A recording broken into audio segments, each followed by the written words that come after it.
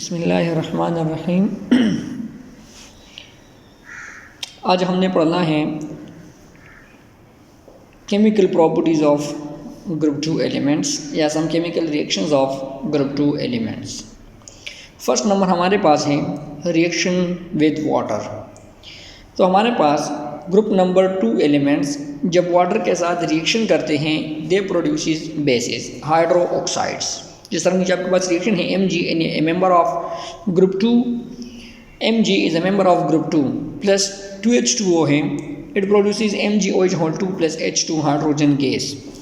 ये जो MgOH2 magnesium hydroxide produce हुआ है it is basic in nature और इट इज़ बेस।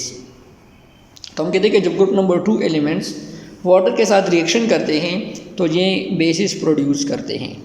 ट्रेंड हमारे पास क्या होगा, reactivity increases down the group due to ease of loss of electron. ये पॉइंट ज़रा समझें कि हम कहते हैं कि हमारे पास नॉर्मली हम कहते हैं कि जब हम टॉप टू बॉटम आते हैं पीरियोडिक टेबल इन ग्रुप 2 एलिमेंट्स तो रिएक्टिविटी विद वाटर इंक्रीज होती है। रीज़न ये है कि वाटर के साथ रिएक्शन करने के लिए मैग्नीशियम पर या किसी भी ग्रुप नंबर 2 एलिमेंट पर पॉजिटिव चार्ज होना चाहिए। फिर हमने कहा अभी फिजिकल प्रॉपर्टीज हमने पढ़ा था कि जब हम टॉप टू बॉटम आते हैं तो आयोनाइजेशन एनर्जी की वैल्यू डिक्रीज होती है, जिसका मतलब ये है कि इलेक्ट्रॉन्स को रिमूव करना आसान हो जाता है। और इलेक्ट्रॉन्स को रिमूव करना आसान होने का मतलब ये है कि इस पर पॉजिटिव चार्ज आसानी के साथ बनेगा। तो जितना पॉजिटिव चार्ज आसानी के साथ बनेगा वाटर के साथ इसका रिएक्शन उतना ही तेज़ होता जाएगा। इसलिए हम कहते हैं कि जब हम टॉप टू बॉटम मूव करेंगे तो रिएक्टिविटी विद वाटर इंक्रीज होती जाएगी due to ease of loss of electron.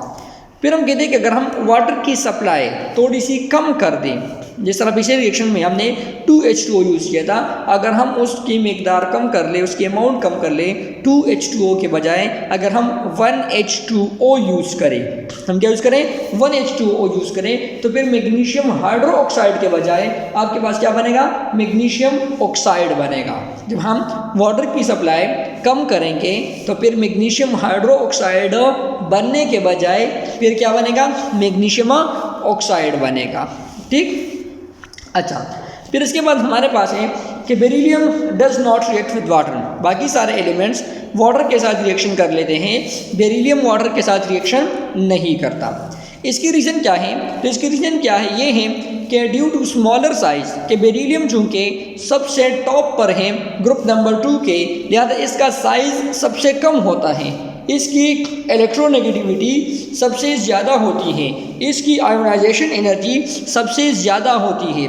तो जब आयोनाइजेशन एनर्जी सबसे ज़्यादा हो गई है तो इट मीन्स कि इससे इलेक्ट्रॉन रिमूव करना डिफ़िकल्ट हो जाएगा। जब इलेक्ट्रॉन्स को रिमूव करना डिफ़िकल्ट हो जाएगा तो फिर हम कहते हैं कि वाटर के साथ ये रिएक्शन नहीं करेगा। मतलब आयोनाइजेशन एनर्जी चूँकि इसकी ज़्यादा है तो इससे इलेक्ट्रॉन्स को रिमूव करना डिफ़िकल्ट है, ज़्यादा इस पर पॉजिटिव चार्ज नहीं बनेगा। और जब पॉजिटिव चार्ज नहीं बनेगा तो फिर हम कहते हैं कि ये वाटर के साथ रिएक्शन भी नहीं करेगा। ठीक, तो बाकी ग्रुप नंबर वाटर के साथ रिएक्शंस करते हैं जबकि बेरिलियम वाटर के साथ रिएक्शन नहीं करता। फिर इसके बाद हमारे पास है रिएक्शन विद ऑक्सीजन।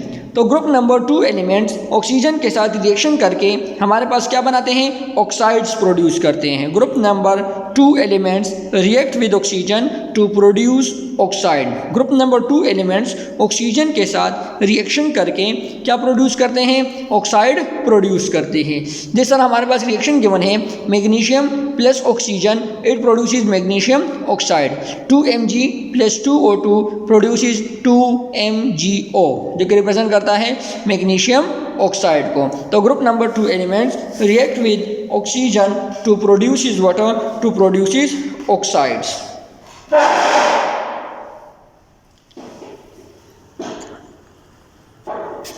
फिर इसके बाद हमारे पास है reaction of oxide with water. अभी जो पीछे हमने रिएक्शन विद वाटर पढ़ा था तो वो हमारे पास था reaction of element with water.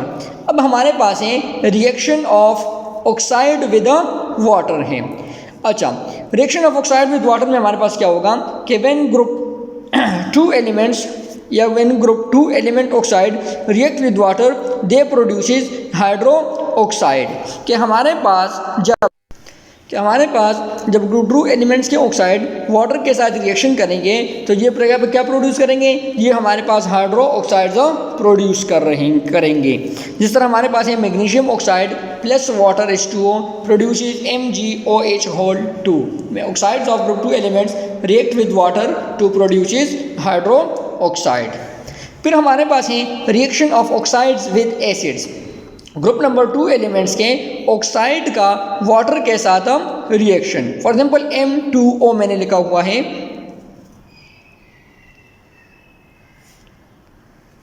अच्छा, अगर मैं ग्रुप 2 के लिखूंगा तो सिर्फ हमारे पास आ जाएगा MO आ जाएगा, प्लस HCl लिखूंगा तो हमारे पास MCl2 प्लस H2O आ जाएगा।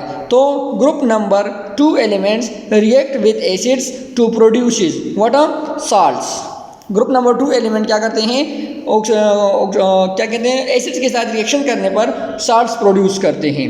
अच्छा, रिएक्शन विद क्लोरीन, तो group number 2 elements react with chlorine to form chloride. ये तो सबसे आसान है, जिस नॉर्मली हम डेली लाइफ में पढ़ते हैं। सोडियम प्लस Cl2 तो हमारे पास बनता है NaCl। अगर बैलेंस करना है तो Na के साथ 2 लगाओ और NaCl के साथ भी क्या लगाएंगे, 2 पुट करेंगे। अच्छा, effect of heat on nitrates and carbonates.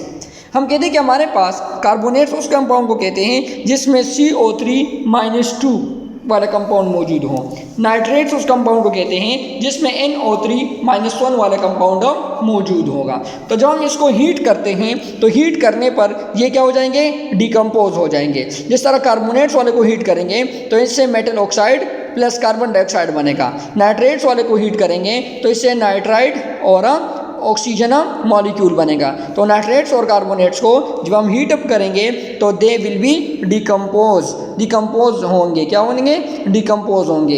Carbonates वाले से मेटल ऑक्साइड कार्बन डाइऑक्साइड बनेंगे, नाइट्रेट्स वाले से नाइट्राइड और ऑक्सीजन मॉलिक्यूल की प्रोडक्शन होगी। ठीक, अच्छा, बस आज का लेक्चर हमारे पास यही तक था। Thank you so much. अल्लाह हाफिज़।